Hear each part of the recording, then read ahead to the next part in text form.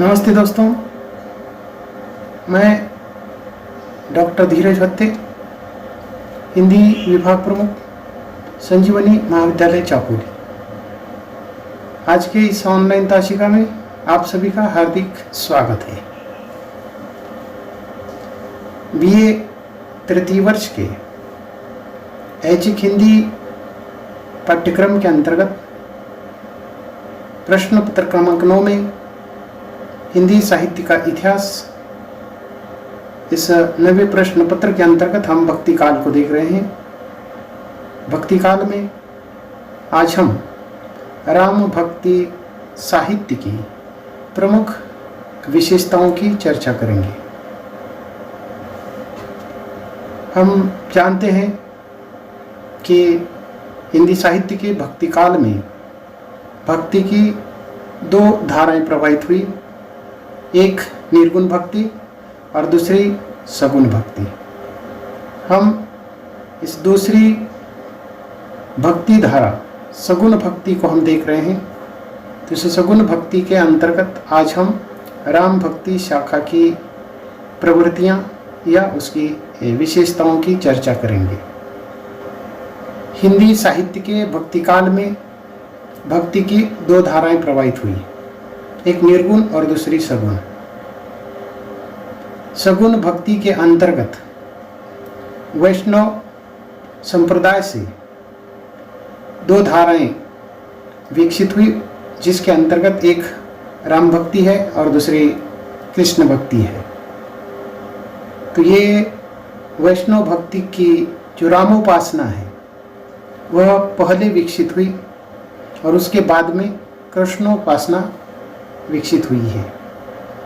तो ये जो रामोपासना है या राम भक्ति है, तो इस भक्ति के अंतर्गत या इस प्रकार के साहित्य के अंतर्गत राम की उपासना की गई है और इन भक्तों के अनुसार राम अद्वितीय है या राम की जो भक्ति है वह अद्वितीय है। तो इस क्षेत्र के अंतर्गत रामानुजा की शिष्य परंपरा में रामानंद हुए और रामानंद ने ही इस राम भक्ति शाखा का निर्माण किया। तो इस राम भक्ति शाखा के संस्थापक के रूप में रामानंद कहे जाते हैं। उन्होंने ही उत्तर भारत में भक्ति के महान आंदोलन को चलाने का जो श्रेय है वह रामानंद को ही दिया जाता है। भक्तमाल इस ग्रंथ के अंतर्गत रामानंद की शिष्य परंपरा में 12 शिष्यों का वर्णन किया गया है। ये जो विभिन्न 12 शिष्य हैं, इन शिष्यों ने रामोपासना की है या राम की उपासना करते हुए उन्होंने लेखन किया है। ये जो 12 शिष्यों का जो उल्लेख है वह भक्तमाल के अंतर्गत किया गया है, जिसमें अनंतानंद, सुखानंद, सुरसुरानंद, नरहरियानंद, भावानंद, पीपा, कबीर, सेना, धना, रवदास, पद्मावत और सुरसुरी, तो इस प्रकार के 12 शिष्यों का उल्लेख किया गया है। तो रामानंद की जो शिष्य परंपरा है, उस शिष्य परंपरा के अंतर्गत इन 12 कवियों ने राम भक्ति शाखा को विकसित करने का काम किया है। इसके साथ ही अन्य भी राम उपासना करने वाले जो भक्त हैं, उसमें भूपति है, मुनीलाल, तुलसीदास आदि ने भी रामचरित पर प्रकाश डाला है। इस प्रकार राम भक्त कवियों की भारतीय संस्कृति में पूर्ण आस्था रही है। राम काव्य धारा का प्रवर्तन वैष्णव संप्रदाय के स्वामी रामानंद से स्वीकार किया जाता है। राम काव्य का आधार संस्कृत साहित्य में उपलब्ध जो राम काव्य है और उससे संबंधित जो नाटक साहित्य है, तो उसका आधार इस राम भक्ति शाखा के कवियों ने लिया है।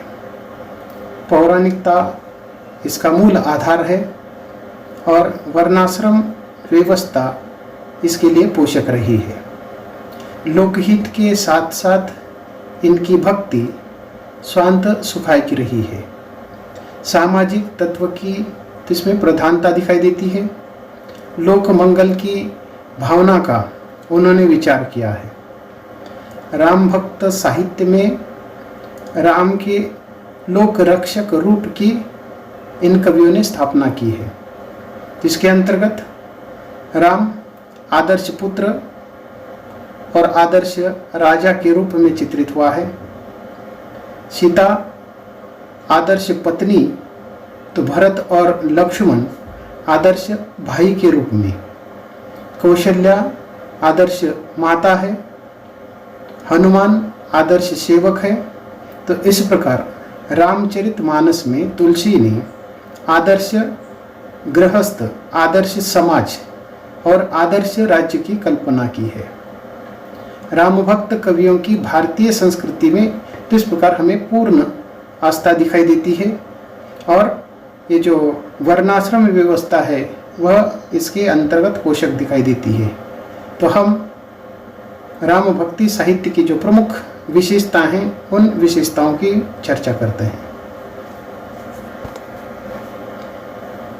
राम भक्ति साहित्य की पहली जो विशेषता है वह राम भक्ति का स्वरूप है। इसको दूसरी विशेषता समन्वयात्मकता या समन्वय की भावना, तीसरी लोक संग्रह की भावना, चौथी विशेषता है राम काव्य के आदर्श पात्र या आदर्शता की निर्मिति, उसके बाद रस, छंद, अलंकार का प्रयोग, काव्य शैली के विविध रूपों का दर्शन और भाषा शैली। तो इस प्रकार राम भक्ति साहित्य के अंतर्गत हमें इन 9 विशेषताओं की चर्चा करनी है। तो पहली विशेषता है राम भक्ति काव्य का स्वरूप। तो हम यहाँ सगुण भक्ति के अंतर्गत उसकी जो 2 धाराएं हैं, एक राम काव्य है और दूसरा कृष्ण काव्य है, तो उसमें से राम काव्य की हम विशेषता को देख रहे हैं। तो इस सगुण भक्ति धारा के अंतर्गत जो प्रमुख विशेषता है वह राम काव्य की रही है। यहाँ राम काव्य का जो वर्ण विषय है वह विष्णु के राम रहे हैं। विष्णु जो ऐश्वर्य या संपन्न देव है और उनके राम इन कवियों के आराध्य रहे हैं। उनकी उपासना या उनकी पूजा इन कवियों ने की है। राम भक्त कवियों ने राम को विष्णु के अवतार के रूप में अपनाया है और उन्हें अपना आराध्य देवता भी माना है। तो ऐसे परब्रह्म स्वरूप राम की वे उपासना करते हैं जो पाप विनाशी है और उनके ब्रह्म की जो मर्यादा है वह विशिष्टाद्वैतवाद से निर्मित रही है। इसके पूर्व हमने अलग अलग प्रकार के जो सिद्धांत थे उसकी चर्चा हमने की है। ये जो विशिष्टाद्वैतवाद है वह रामानंद का रहा है और उस विशिष्टाद्वैतवाद से ही तो इस राम काव्य की निर्मित हुई है। इसके अंतर्गत तुलसी का एक पद है। तुलसीदास ने यहाँ राम भक्ति का जो स्वरूप है वह अपने समग्र काव्य के माध्यम से चित्रित किया है। तो एक पद में कहते हैं कि सीय राममय सब जग जानी, करहु प्रमाण जोरी जुग पानी। तो तुलसीदास ने तो इस पद के अंतर्गत विष्णु के अवतार राम को प्रणाम किया है। जगत में जितने भी जड़ और चेतन जीव है सबको राममय जानकर मैं उनके चरणों के कमलों की सदा दोनों हाथ जोड़कर मैं वंदना करता हूँ। तो इस सारी जगत को श्री सीताराममय जानकर मैं दोनों हाथ जोड़कर प्रणाम करता हूँ। इस प्रकार का विचार तुलसीदास का राम के प्रति रहा है।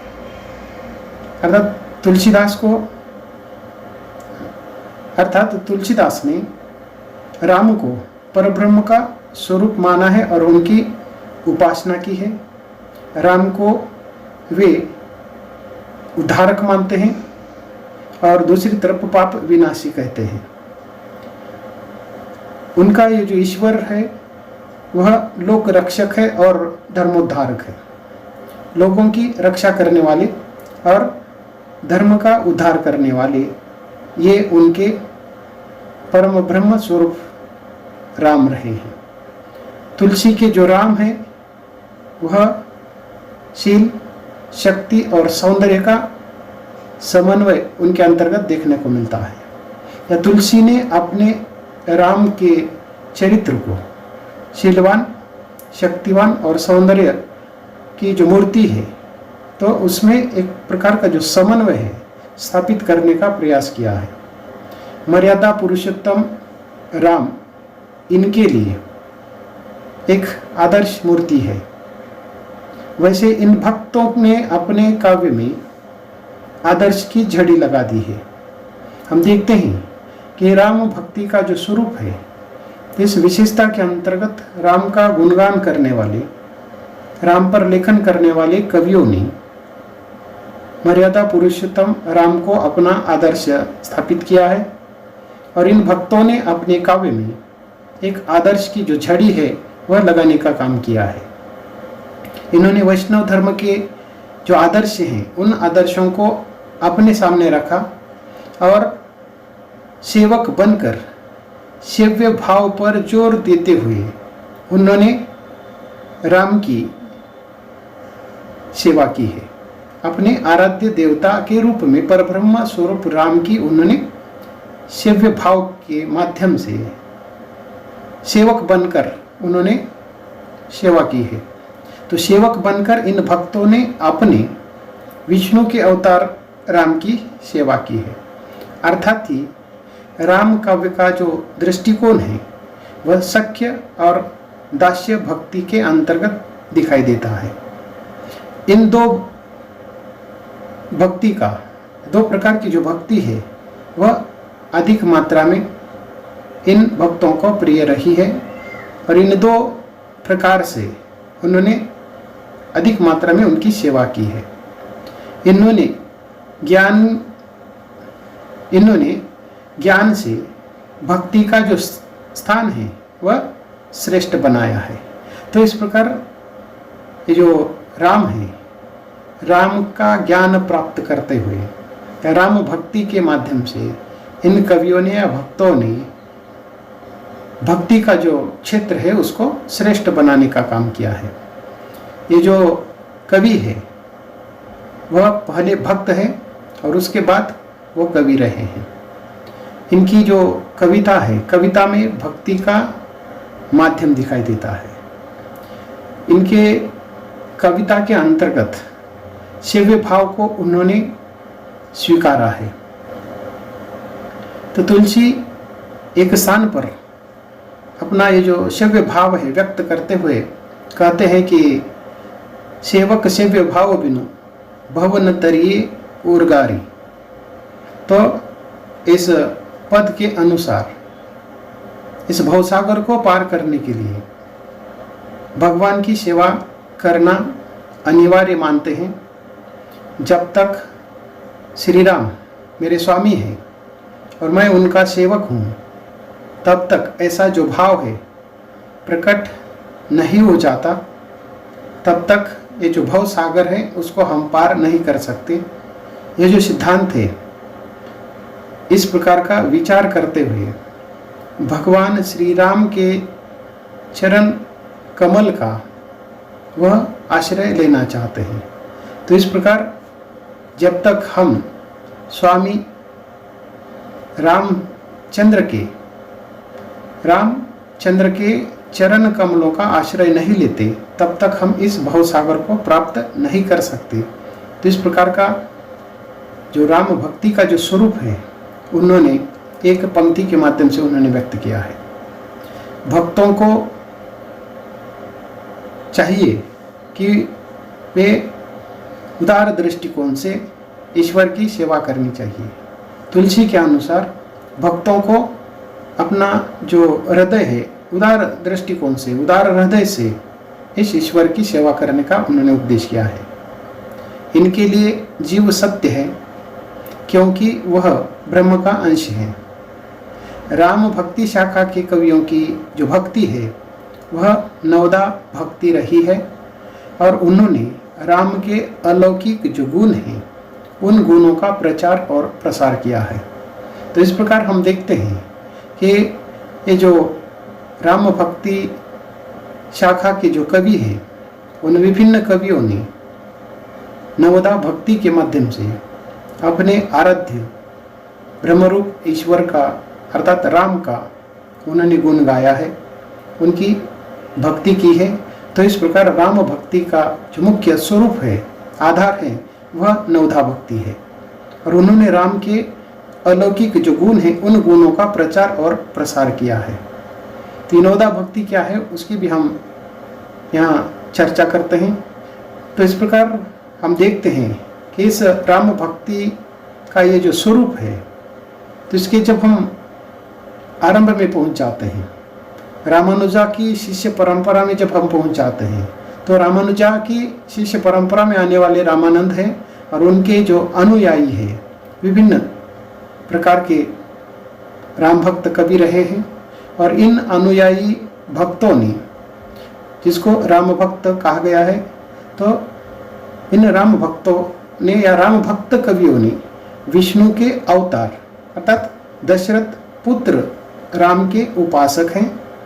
अवतारवाद का ये जो सिद्धांत है उस पर वो विश्वास रखते हैं। उनके राम परब्रह्म स्वरूप है, उनके राम में शील है, शक्ति है और सौंदर्य का समन्वय है। सौंदर्य में वे त्रिभुवन को लजावन हारने वाले हैं, सौंदर्य में त्रिभुवन को लजावन हारे, इस प्रकार की बात एक कवि ने कही है।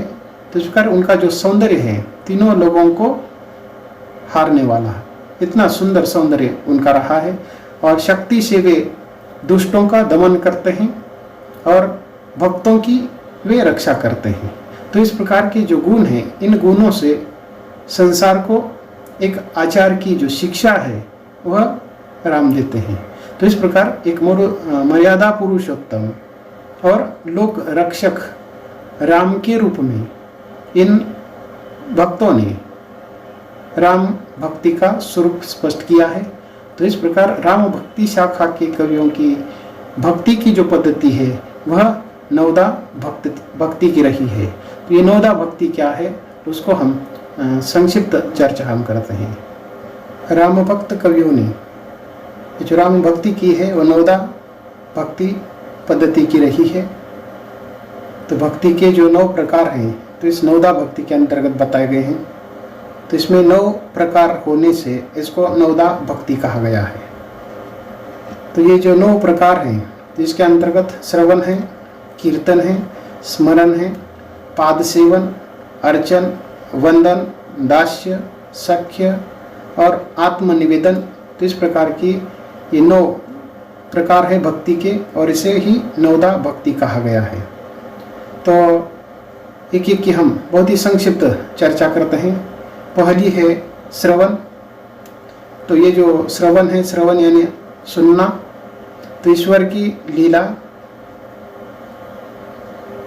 उसकी कथा, महत्व, शक्ति, स्रोत इत्यादि को परम श्रद्धा सहित अतृप्त मन से निरंतर सुनना है। तो ये जो श्रवण की जो भक्ति है या भक्ति का ये जो प्रकार है तो उसके अंतर्गत ईश्वर की विभिन्न लीला, ईश्वर की जो कथाएं हैं, ईश्वर का महत्व है, ईश्वर की शक्ति या ईश्वर के विविध जो स्रोत हैं उनको परम श्रद्धा सहित पूरे हृदय के साथ उसको यहाँ सुना जाता है। उसके बाद दूसरा भक्ति का जो प्रकार है उसके अंतर्गत कीर्तन है। कीर्तन में ईश्वर के गुण, चरित्र, नाम, पराक्रम आदि का आनंद एवं उत्साह के साथ कीर्तन इसके अंतर्गत किया जाता है। इस प्रकार कीर्तन यहाँ किया जाता है और कीर्तन में ईश्वर के गुण, उसका चरित्र उनका नाम, उनका पराक्रम आदि का आनंद पूर्वक या उत्साह पूर्वक हम कीर्तन करते हैं या भक्त कीर्तन करते हैं। उसके बाद तीसरा जो प्रकार है स्मरण का है। स्मरण यानी याद करना है। निरंतर अनन्य भाव से परमेश्वर का स्मरण करना और उनके महात्म्य और शक्ति का स्मरण कर उस पर मुक्त होना, इस प्रकार का ये तीसरा नवदा भक्ति का प्रकार है। तो इसके अंतर्गत ईश्वर के अनन्य जो भाव है, निरंतर अनन्य भाव या परमेश्वर का यहाँ स्मरण किया जाता है।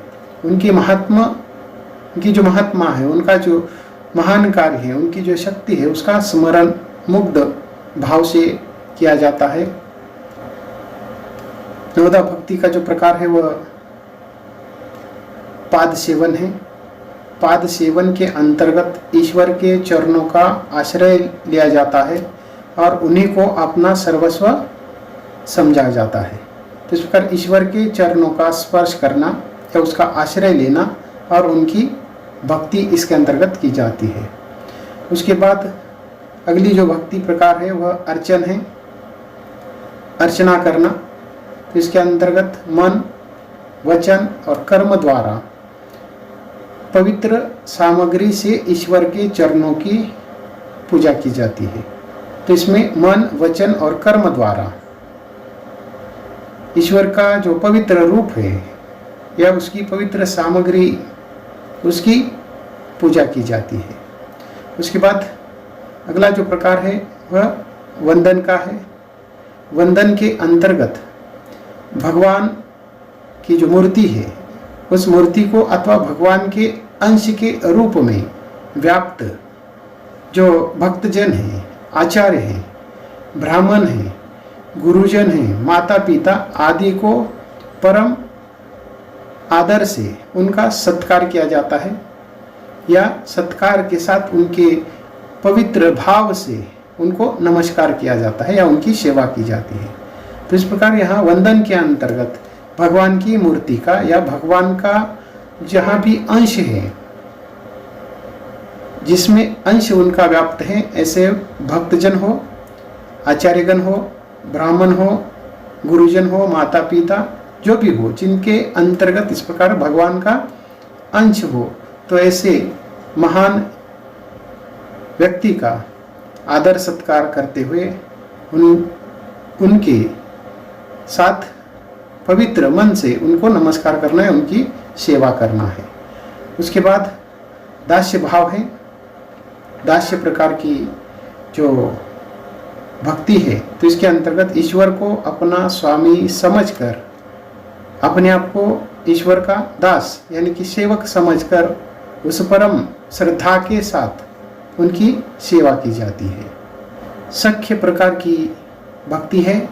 सख्य भक्ति के अंतर्गत ईश्वर को ही अपना परम मित्र समझकर अपना सर्वस्व उसे समर्पण कर देना और सच्चे भाव से अपने पाप पुण्यों का उनके सामने निवेदन करना।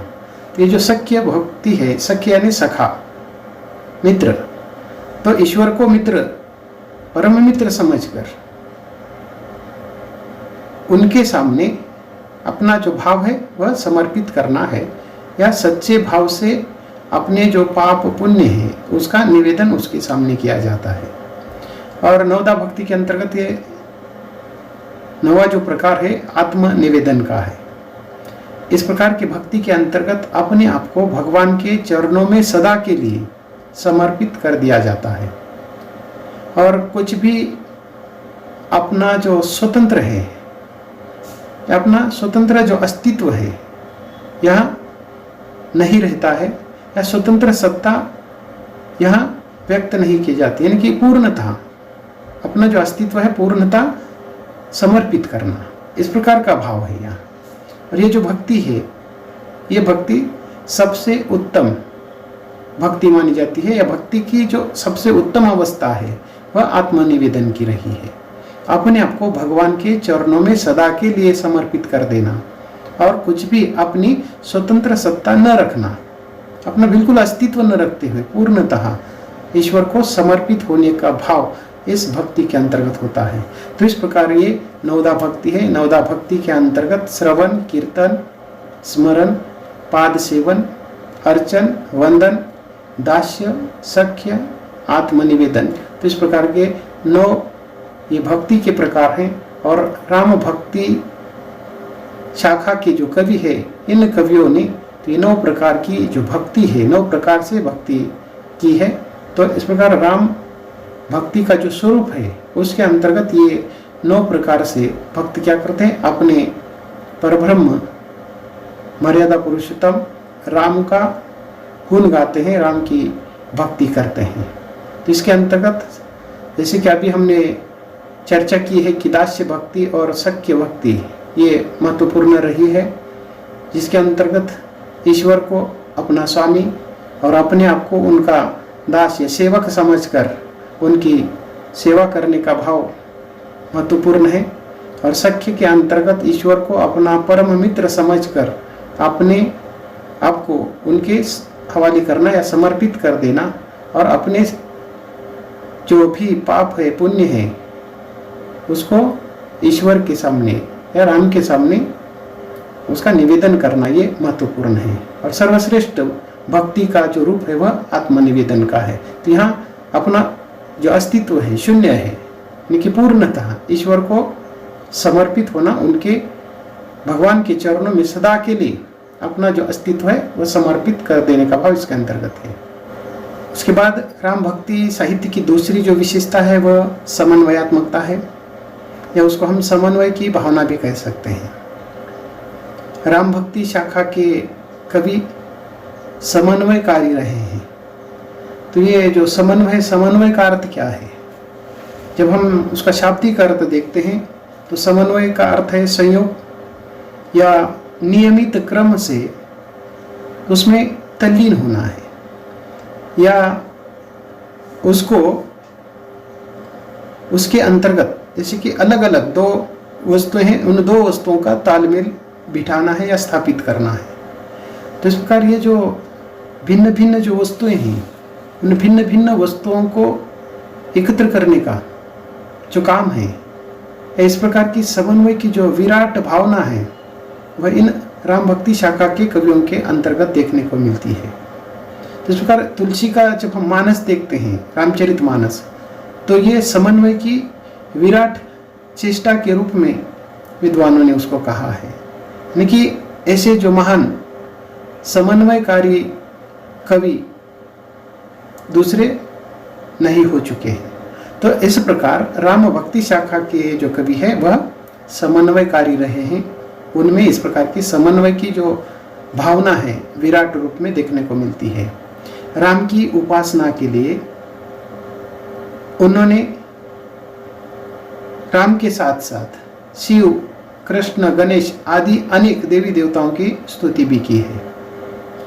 तुलसीदास के साहित्य में हम देखते हैं कि तुलसीदास ने स्थान स्थान पर राम द्वारा शिव की पूजा करवाई है। राम भी क्या करते हैं, शिव जी की पूजा करते हैं। राम भक्ति काव्य में राम भक्ति को सर्वश्रेष्ठ माना गया है।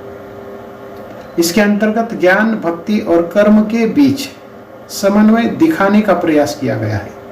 ज्ञान है, भक्ति है और कर्म है, तो उन तीनों का जो समन्वय है स्थापित करने का जो कार्य है तुलसी तथा राम भक्त कवियों ने किया है।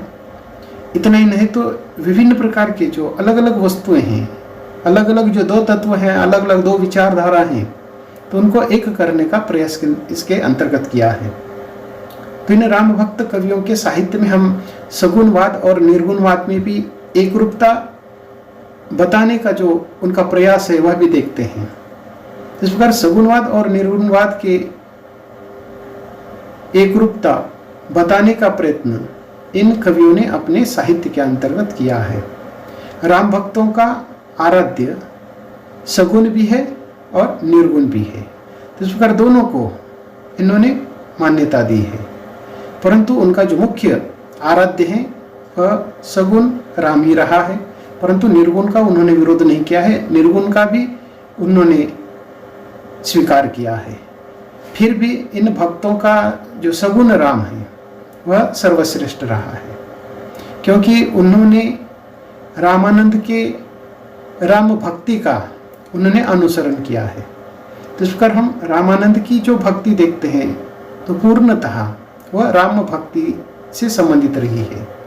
तो इस प्रकार राम भक्ति का या रामानंद की जो राम भक्ति है या रामानंद के जो विचार है उसका अनुसरण इन शिष्यों ने किया है। तो इस प्रकार रामानंद की जो राम भक्ति है उसका अनुसरण करते हुए इन कवियों ने सगुण राम को श्रेष्ठ साबित करने का प्रयास किया है। उस समय के एक और निर्गुण धारा प्रवाहित हो रही थी तो दूसरी ओर सगुण धारा धीरे धीरे विकसित हो रही थी। तो इस प्रकार हम देखते हैं कि ये जो निर्गुण धारा है वो पहले प्रवाहित हो रही थी और उसके पीछे पीछे ये जो सगुण धारा है उसका धीरे धीरे वह तीव्र हो रही थी। तो इस प्रकार उस समय ये दोनों भी यानी कि निर्गुण और सगुण दोनों का समन्वय इस समय के साहित्य में हमें देखने को मिलता है। जो भी हो, राम भक्त कवियों ने सगुण राम को सर्वप्रथम स्थान दिया है। यहाँ तुलसी के पद को अगर हम देखते हैं तो उससे इस बात का पता चलता है कि राम से बढ़कर दूसरा कोई नहीं है। वह अपने एक पद में वह कहते हैं कि राम सो बड़ो है कौन मोसो कौन छोटो, राम सो बड़ो है कौन मोसो कौन छोटो, राम सो खरो है कौन मोसो कौन खोटो। तो इस प्रकार तुलसी का ये जो साहित्य है उसके अंतर्गत राम को उन्होंने सबसे बड़ा कहा है। राम से बड़ा दूसरा कोई नहीं है और मुझसे यानी कि अपने आप को वो सबसे छोटा मानते हैं। राम से सत्यवादी दूसरा कोई नहीं है और सबसे जो खोटा है झूठा है वह मैं हूँ। तो इस प्रकार ये जो दास्य भक्ति है तो ये इसके अंतर्गत हमें देखने को मिलती है। और तुलसी ने अपने इस पद के अंतर्गत राम को सबसे जो बड़ा है, सबसे जो प्रमुख स्थान है, श्रेष्ठ स्थान है, वह इसके अंतर्गत दिया है। तो इस प्रकार हम देखते हैं ये जो राम भक्ति साहित्य है उसके अनेक कवि हैं, राम भक्त कवि, परंतु सर्वाधिक जो चर्चित कवि है वह तुलसीदास रहे हैं। तुलसी ने अपने रामचरितमानस के माध्यम से राम भक्ति का जो प्रचार और प्रसार है वह बहुत तेज गति से विकसित किया है। एक आदर्शवादी जो ग्रंथ है वह तुलसी का रहा है। तो इस प्रकार तुलसी का जो रामचरितमानस है वह समन्वय की विराट चेष्टा करने वाला साहित्य रहा है। तो इस संदर्भ में आचार्य हजारी प्रसाद द्विवेदी ने कहा है कि तुलसी का सारा जो काव्य है वह समन्वय की विराट चेष्टा है। लोक और शास्त्र का उसके अंतर्गत समन्वय है, गृहस्थ और वैराग्य का समन्वय है, भक्ति और ज्ञान का समन्वय है, भाषा और संस्कृति का समन्वय है, निर्गुण और सगुण का समन्वय है, पांडित्य और अपांडित्य का समन्वय है। तो इस प्रकार ये विभिन्न समन्वय का जो रूप है हम तुलसी के रामचरितमानस के अंतर्गत देखते हैं। इतना ही नहीं तो रामचरितमानस में शुरू से लेकर आखिर तक समन्वय ही देखने को मिलता है। हजारी प्रसाद द्विवेदी के अनुसार वे कहते हैं कि हम कह सकते हैं कि तुलसी आदि राम भक्त कवियों ने समाज, भक्ति और साहित्य यानी कि सभी क्षेत्रों में समन्वयवाद का प्रचार किया है। तो इस प्रकार समन्वय की जो विराट चेष्टा है या समन्वय की जो विराट भावना है तुलसी तथा उनके समकालीन जो राम भक्त कवि हैं उनके साहित्य में हमें देखने को मिलता है। उसके बाद तीसरी जो विशेषता है लोक संग्रह की भावना। तो लोक संग्रह की भावना यानी कि लोक कल्याण की भावना है। हम देखते हैं कि भक्तिकालीन जो साहित्य है भले ही उनके साहित्य का जो मुख्य आधार है वो भक्ति रहा है, परंतु उनका जो लक्ष्य है वह लोक कल्याण की भावना रही है। भक्ति के माध्यम से इन विभिन्न जो ईश्वर के जो रूप हैं या इन विभिन्न प्रकार की जो लीला हैं, उसके माध्यम से वे लोक कल्याण की जो भावना है वह अपने साहित्य के माध्यम से व्यक्त करते हुए दिखाई देते हैं। तो इस प्रकार लोक कल्याण की भावना की दृष्टि से भी ये जो साहित्य है अत्यंत उपादेय रहा है, उपयुक्त रहा है। और इस साहित्य में जीवन की अनेक जो उच्चारणगत जो भूमियाँ हैं इनके साहित्य के अंतर्गत प्रस्तुत हुई है। जीवन की अनेक जो उच्चारण हैं, अनेक जो जीवन की अनेक प्रकार की जो व्याख्याएं हैं इस साहित्य के अंतर्गत उन्होंने की है। इन कवियों ने गृहस्थ जीवन की उपेक्षा नहीं बल्कि लोक सेवा और आदर्श गृहस्थ जिसके अंतर्गत राम सीता को उन्होंने उपस्थित करते हुए जीवन स्तर को ऊंचा उठाने का स्तुत्य या महत्वपूर्ण जो प्रयत्न है इन कवियों ने किया है। तो इस प्रकार गृहस्थ जीवन की उन्होंने उपेक्षा न करते हुए लोक सेवा के भाव से उनके जो आदर्श हैं, उनके आदर्श कौन है? आदर्श गृहस्थ के रूप में, मनुष्य के रूप में उन्होंने राम और सीता को उन्होंने लोगों के सामने उपस्थित किया है, जिसको चित्रित करते हुए मनुष्य जीवन का जो स्तर है ऊंचा उठाने का एक स्तुत्य जो कार्यक्रम है या स्तुत्य जो कार्य है इन कवियों ने किया है। राम काव्य का जो आदर्श पक्ष है अत्यंत ही उच्च कोटि का रहा है। हम देखते हैं कि रामचरितमानस के अंतर्गत अर्थात एक आदर्श ग्रंथ है वह, और जितने भी आदर्श हो सकते हैं वो पूरे आदर्श रामचरितमानस के अंतर्गत हम प्राप्त करते हैं। उदाहरण के तौर पर राम भक्त साहित्य के अंतर्गत राम काव्य का एक आदर्श जो पक्ष है वह अत्यंत उच्च कोटि का रहा है। तो इन ग्रंथों के अंतर्गत या इनके साहित्य में राम को वे आदर्श पुत्र के रूप में, आदर्श राजा के रूप में वो दिखाते हैं। इतना ही नहीं तो अन्य अनेक ऐसे चरित्र हैं जिन चरित्रों को आदर्श बताते हुए, जैसे कि सीता एक आदर्श पत्नी के रूप में, कौशल्या आदर्श माता के रूप में, लक्ष्मण और भरत आदर्श भाई के रूप में, हनुमान आदर्श सेवक के रूप में, सुग्रीव आदर्श सखा के रूप में। तो इस प्रकार की जो विभिन्न आदर्शवादी जो चरित्र हैं उन चरित्रों को अपने काव्य के अंतर्गत उन्होंने स्थान दिया है। इस काव्य में जीवन का मूल्यांकन आचार की कसौटी पर करने का उन्होंने प्रयास किया है।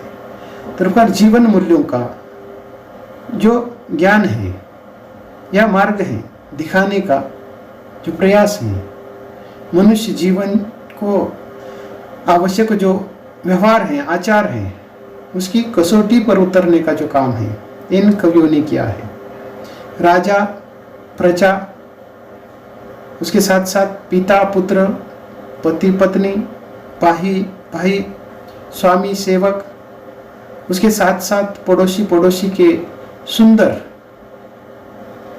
और स्वस्थ जो संबंध है उसको उन्होंने अपने काव्य के अंतर्गत व्यक्त किया है। तो इस प्रकार ये जो समाज है, समाज के ऐसे महत्वपूर्ण जो मुद्दे हैं, महत्वपूर्ण जो बातें हैं, महत्वपूर्ण जो अंग हैं, उसका उन्होंने एक समन्वयात्मकता की भावना से, लोक कल्याण की दृष्टि से उन्होंने अपने साहित्य के अंतर्गत स्थान दिया है। तो इस प्रकार उन्होंने अपने काव्य के अंतर्गत राम का मर्यादा पुरुषोत्तम के रूप में एक आदर्श की जो प्रतिष्ठा है, उनके जीवन का अर्थ और इति अर्थात राम ही रहा है। तो इस प्रकार आरंभ और अंत आदर्श मर्यादा पुरुषोत्तम राम रहा है। राम के साथ साथ अन्य भी कई ऐसे आदर्श चरित्र हैं जिन चरित्रों के माध्यम से लोगों की कल्याण की भावना अपने साहित्य के माध्यम से उन्होंने व्यक्त करने का प्रयास किया है।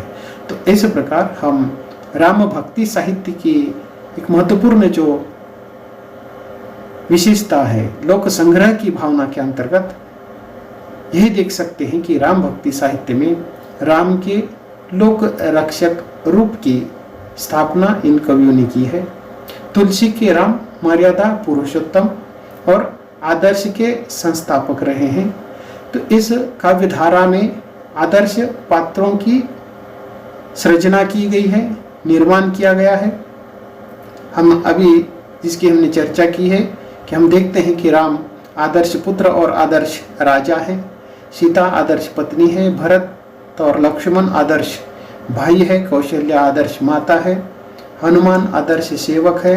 तो इस प्रकार रामचरितमानस में तुलसी ने आदर्श गृहस्थ, आदर्श समाज, आदर्श राज्य, आदर्श कल्पना, आदर्श जनता और इस प्रकार आदर्श की जो प्रतिष्ठा है वह तुलसी ने अपने रामचरितमानस के अंतर्गत की है। तो इस प्रकार तुलसी लोकनायक कवि इसी के कारण वह बन गए हैं और उनका जो काव्य है वह लोक मंगल की भावना से ओतप्रोत भरा हुआ दिखाई देता है। आज के लिए बस इतना ही, हम यहाँ रुकते हैं। इसके आगे का भाग अगली ताशिका में हम देखते हैं। धन्यवाद।